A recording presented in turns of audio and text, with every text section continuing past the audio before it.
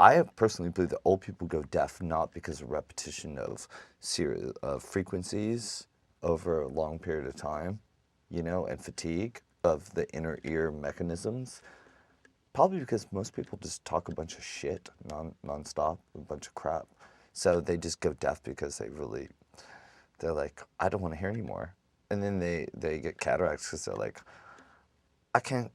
I'm not going to watch you do this.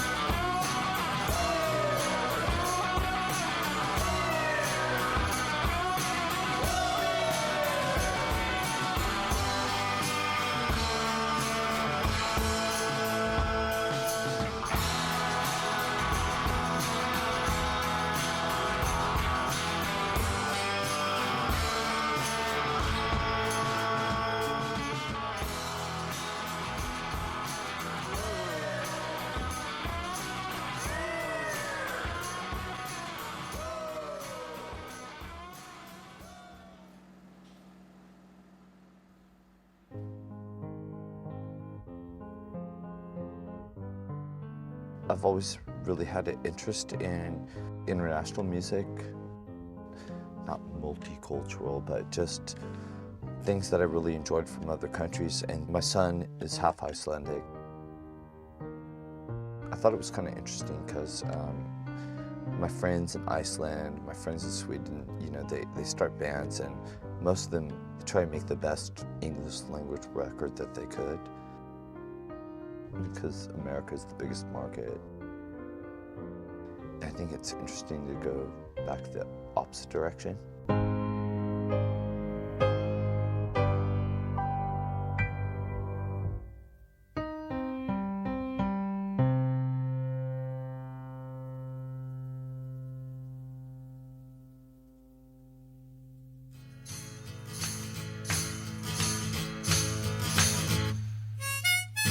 I started out working in Liverpool, where they recorded Coldplay, Yellow, and Definitely Maybe, and all this stuff at my friend's studio, Parr Street.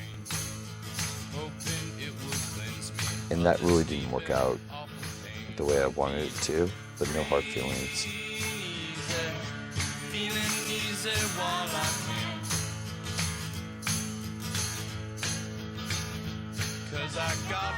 So I went to Iceland. I just started doing all the videos and did the record in 4 days.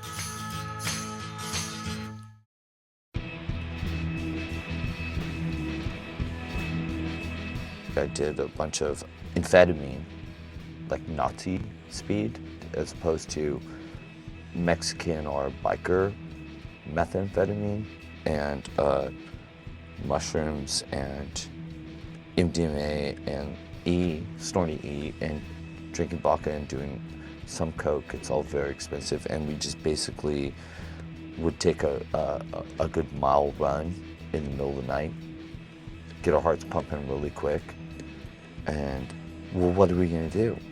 Well, put on the LCD sound system song for a second. Okay, got that beat. Start playing the drums, make up something, and then, you know, we're just making stuff up. But having said that, I'm not encouraging other people to. Seriously.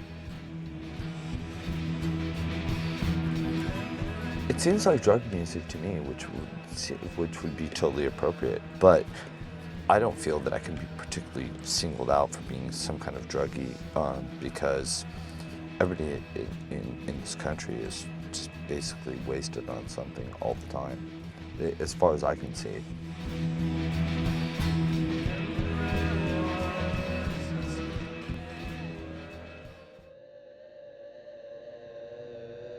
Intellectual people really like having different stimuli, and I'm not afraid to be criticized for what I choose to put out there.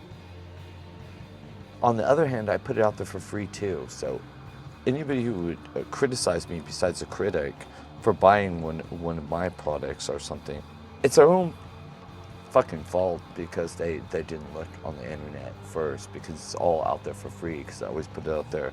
We also make high quality 180 gram vinyl that people can buy, but the idea is ultimately that you want your music to be heard. We always wanted to just sort of transcend a small part of that and have the music available to listen to on a music level, try and make art projects along with it, and play concerts that aren't necessarily related to the music that's available on the music level. We're sorry about pauses. The British Airways lost all of our guitars, so we're using loaners and we don't have spares. So from time to time, we have to correct this. I really just want to be an artist. I don't care if anybody listens to my music until the end of time. The thing is, I just really am interested in expressing myself.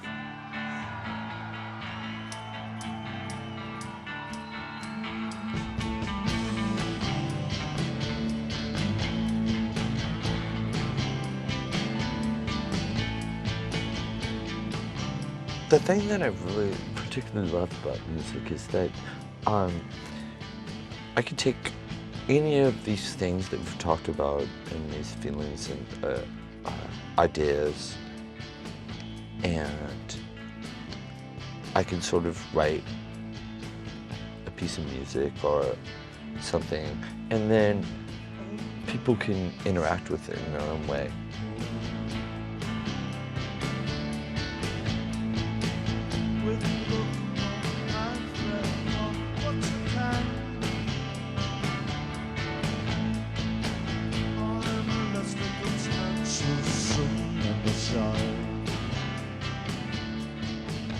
It's different than if you walk into the Met and you look at a picture.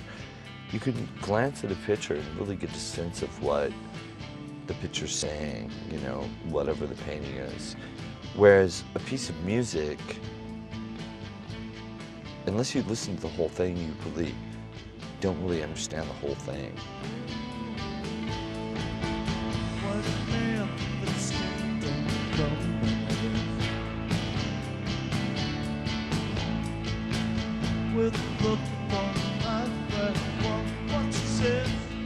I don't even know that it's necessarily music. I think it's audio sculptures, it's performance art or something.